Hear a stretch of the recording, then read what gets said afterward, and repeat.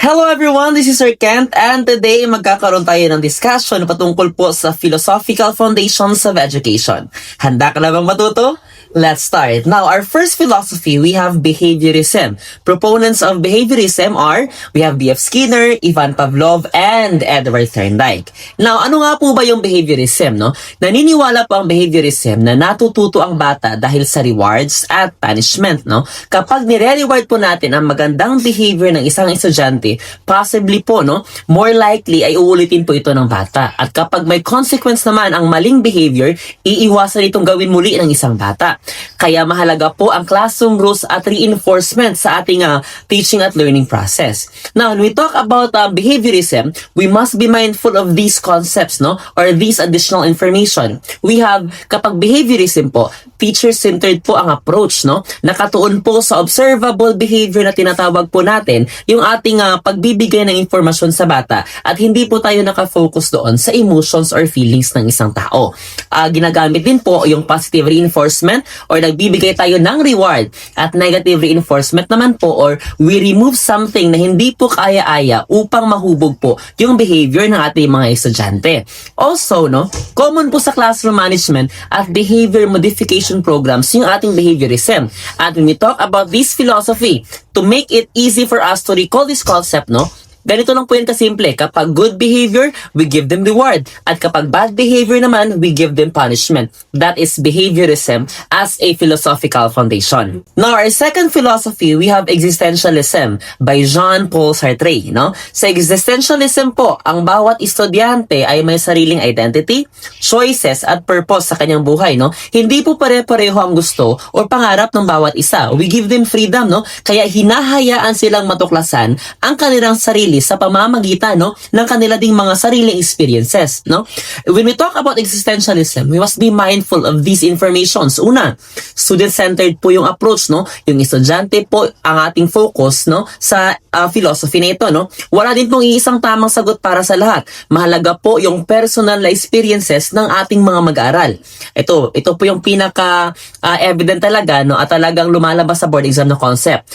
Yung teacher po, no, he or she only acts as a facilitator. That's the term. Facilitator lang po yung teacher sa existentialism. Hindi po sa dictator learning. Bakit po? Because yung mga bata, they make learning out of their own personal experiences, no?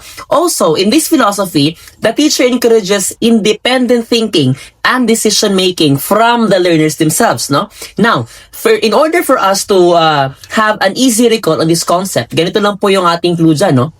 Kapag existentialism po, no, we must be familiar with these words, no, yung or with these phrases rather, yung the students must find themselves, no, yung kanilang choice po will also determine their future. That's existentialism. We gave freedom to the students, but with that freedom, the students must also be responsible on making decisions that will greatly affect their future. Now, yung third po na philosophy natin, we have idealism at yung main proponent po ng philosophy na ito, we have si Plato, no? Naniniwala po ang idealism na mas mahalaga po ang values, ideas, at moral character kaysa po sa mga material na bagay sa mundong ito, no? Ang teacher po yung nagsisilbing role model, no? Na siya po expected na magtuturo siya hindi lang po ng knowledge, kundi pati tamang asal at pagpapahalaga sa mga tao at sa ating paligid, no? When we talk about idealism, teacher-centered po ang approach ng philosophy na ito, no? Binibigyan po niya ng diin yung moral education at character formation. Ang focus po dito ay yung philosophy, literature, religion, and yung humanities po natin. Layunin po ng pilosopiyang ito na hubugin ang isip at karakter ng isang tao. Kapag idealism po, no, we must be mindful of this line, no? We have to teach the mind and the heart. Hindi po pwedeng tayo lang po ay nag-i-impart ng kaalaman patungkol po sa ating pag-iisip. Dapat din po, tayo din po ay empathetic sa mga tao na kapaligid po sa atin. Now, our fourth philosophy, we have pragmatism. Main proponent po dito, we have John Dewey, no? Sa pragmatism po, pinakamabisang matuto ang isang mag-aaral kapag ginagawa niya po mismo ang lesson, no? Hindi sapat na lecture lamang, no? Mas mahalaga pa rin yung activities, experiments, at yung real-life applications ng mga lessons na itinuturo ng ating mga guro. When we talk about this philosophy, we must be mindful na student-centered po yung learning dito. Problem solving din po ang pangunahing goal ng pilosopiyang ito. And of course, curriculum should be flexible and connected to real-life situations para pong makarelate yung ating mga mag-aaral sa ating mga lessons na itinuturo sa kanila. Also, the teacher serves as a guide who facilitates meaningful experiences. And the best phrase or yung pinaka-famous na phrase when we talk about pragmatism is John Dewey's learning by doing. No? Yan po yung clue talaga natin. Kapag may learning by doing, that's pragmatism. Now, our fifth philosophy, we have realism. At yung main proponent po dito, we have Aristotle. Kung sa idealism po ay kay Plato, yung realism naman kay Aristotle. No? Naniniwala po ang realism na ang tunay na kalaman ay nakukuha sa pamamagitan ng observation, facts, and scientific evidence. Dapat nakabatay po ang pagtuturo saan? Sa katotohanan at hindi lamang sa opinion or imagination. No? When we talk about realism, we must be mindful that it emphasizes laboratory work, observation, and experimentation. Science and mathematics in this philosophy are highly valued, no? Yung teachers din po natin, they encourage students to discover truth through what? Through evidence. That's our keyword. Kapag realism po, no, learning should reflect the real world at hindi po sa ating imagination.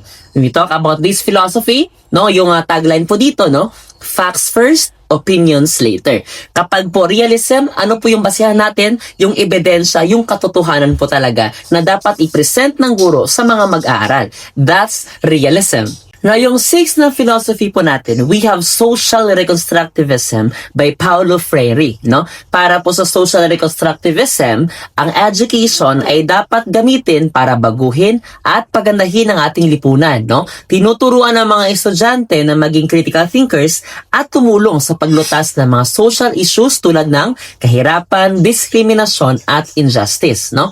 Yung focus din po ng social reconstructivism, no? It focuses on solving real societal problems. At yung mga bata po natin dito, they are encouraged to question unfair systems, no? To challenge the existing status quo, no? Yung another goal naman po ng social reconstructivism is to promote social justice, equality, and active citizenship. Yung teachers po dito, they help learners become agents of social change. Now, when we talk about social reconstructivism, tandaan lang po natin yung linyang ito. Education changes society. Again, kapag social reconstructivism, education changes society. Now, let's have our seventh philosophy. We have essentialism. Yung main proponent po ng philosophy na ito ay si William Bagley, no? Naniniwala pong essentialism na dapat puunahin po natin bilang mga guro yung basic knowledge at skills tulad ng 3 R's na tinatawag. We have reading, writing, at arithmetic. Again, kapag 3 R's, reading, writing, at arithmetic, no? Teacher-centered po ang approach dahil yung teacher po dito ay kinukonsider na pangunahing source ng ating knowledge. Also, yung essentialism po natin ay naka-emphasize po dito yung discipline and academic excellence, no? Also, students are expected to master the fundamental subjects or yung mga basic subjects po natin, no? Teachers maintain authority inside the classroom. Kung ano po yung sasabihin ng guro, yun po dapat yung nasusunod, no? Unlike behaviorism or other philosophies na or existentialism na binibigay ng freedom yung mga bata, sa essentialism po, teachers po yung nasusunod. Kaya po, teacher-centered yung approach na ginagamit dito. Also, yung curriculum po sa philosophy na ito, no, it is structured at it follows established standards. Now, we must be mindful of this line when we talk about essentialism. Ito po yun, master the basics first. Yung focus po ng essentialism ay dapat munang pagtuunan, no? Dapat po nang ma-master ng mga bata yung basics bago po i-introduce sa kanila yung mas complex na mga concepts. Now, let's have our eighth philosophy. We have humanism. Yung main proponents po ng humanism, we have Carl Rogers and Abraham Maslow. Sa humanism po, hindi lang po isip ang dinidevelop, no, ng isang bata. Dinidevelop po natin pati yung kanyang emotions, yung kanyang talents, yung kanyang yung confidence at yung personal na growth ng estudyante, no? Student-centered po ang learning at isinasaalang-alang po natin dito yung feelings at individual needs ng ating mga mag-aaral. Kapag po humanism, learning happens best in a safe and supportive environment. Dapat po yung mga bata natin ay binibigyan natin sila or pinapafeel po natin sa kanila na they are being supported, they are cared for, they are loved by not only the teachers, pati na rin na kanilang mga fellow students, no? Students learn at their own pace po sa philosophy na ito. Yung teachers naman po, they build confidence instead of creating fear. Yung support system po, yung pinakamahalaga when we talk about humanism para ma-feel po ng isang bata no, na okay lang na magkamali. Dahil nandyan po yung kanyang guro at yung kanyang mga kaklase para po siya ay tulungan na bumangon muli, no? Yung humanism po natin, it focuses on self-esteem, self-actualization, at yung intrinsic motivation po natin. Now, when we talk about this philosophy, yung humanism po, we must be mindful of this line. Ano po yun, no? Our goal po dito sa philosophy na ito is to develop the whole person. Hindi lang po natin dinedevelop yung kanyang pag-iisip, kundi lahat po, no, we develop the child holistically. That's why yung tagline po natin dito sa humanism, we develop the whole person. Hindi lang po tayo nakafocus doon sa isang aspect, kundi sa kabuuan po ng isang tao na mahubog po siya bilang isang tao. That's humanism. Now, let's have our next philosophy. We have perennialism. Yung main proponents po natin sa philosophy na ito, we have Robert Hutchins and Mortimer Adler, o yung tinatawag po nating Hutchins and Adler philosophy. Naniniwala po ang perennialism na may mga kaalaman at values na hindi naluluma. Kaya binibigyang diin po ng philosophy na ito ang pag-aaral ng classic books, philosophy, history, at timeless truths upang mahasa po yung critical thinking ng mga estudyante natin. When we talk about perennialism, teacher-centered po yung approach dito, no? It also focuses on the great books and classical education. Also, kapag perennialism po, it encourages logical reasoning and intellectual discipline among our students.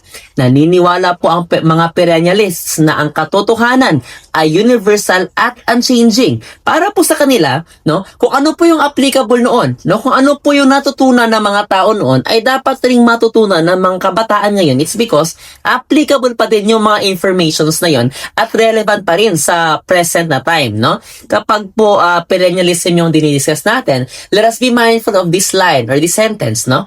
Timeless knowledge never gets old. Again, kapag perennialism, timeless knowledge never gets old. Now, let's have our 10th philosophy. We have utilitarianism. Yung proponents po ng philosophy na ito, we have John Stuart Mill and Jeremy Bentham. Sa utilitarianism po, ang education ay dapat maging useful at may pakinabang, take note, sa pinakamaraming tao. Ang mga natutunan po sa paaralan ay dapat makatulong sa trabaho, kabuhayan, and of course, no, more importantly, sa pag-unlad ng ating lipunan. Kapag po utilitarianism, no, education should prepare learners for employment and productive citizenship. Dapat pong mapakinabangan yung ating mga mag-aaral sa ating lipunan when the time comes, no? It focuses on practical skills that improves the quality of life ng isang tao. Also, decisions should produce the greatest good for the greatest number. Yan po yung pinaka-clue natin when we talk about utilitarianism. Yung dapat yung mga desisyon at yung mga action natin should produce the greatest good for the greatest number of people. Dapat po marami po yung makakabenepisyo sa ating pong gagawing desisyon at ating mga aksyon, no? Also, learning is evaluated based on its usefulness to individuals and society. Again, kapag utilitarianism, useful learning for the greater good, dapat po isinasaalang-alang din po natin kung ano po yung magiging kahihinatnan ng ating desisyon sapagkat hindi lang po tayo yung maapektuhan nito, ngunit yung mga tao din sa ating paligid at sa ating lipunan. Again, kapag utilitarianism, the greatest good for the greatest number of people. Now, in order for us to recap our discussion for today, let's have this mini fast drill, no? Kapag po rewards and punishment, ano pong philosophy yon? That's behaviorism. Kapag naman freedom and choice, existentialism. Kapag naman values and character, that's idealism. Kapag naman learning by doing, by John Dewey, that's pragmatism. Kapag naman facts and science, that's realism. Kapag naman social change, of course, it's social reconstructivism. Kapag naman, let's go back on the basics or yung 3 R's po natin, the reading, writing, and arithmetic, that's essentialism. Kapag naman we develop the whole person, that's humanism. Kapag naman timeless truths and classics, ano po yon? Ano pong philosophy yon? That's perennialism. At kapag useful for the greatest number or the greatest good for the greatest number of people, that's utilitarianism. That's it for our discussion on the philosophical foundations of education. I hope na may natutunan po tayo sa araw na ito. This is Sir Ken. God bless everyone.